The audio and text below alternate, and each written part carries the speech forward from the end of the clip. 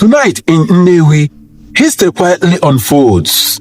Faith, gratitude, and leadership come under one roof. On the eve of a moment that will forever shape the spiritual journey of a people. This is the Episcopal Gala Night at the home of Chief Dr. Cletus Ibeto, Omekannaya I of Nnewi, held in preparation for tomorrow's dedication of the Cathedral of the Nnewi Catholic Diocese, Okuani. It is a night of thanksgiving, communion, and reflection, bringing together the church, the faithful, and the friends of the diocese as we prepare to witness a landmark chapter in our Catholic heritage. Join us as we take you inside the sacred evening of honor and unity.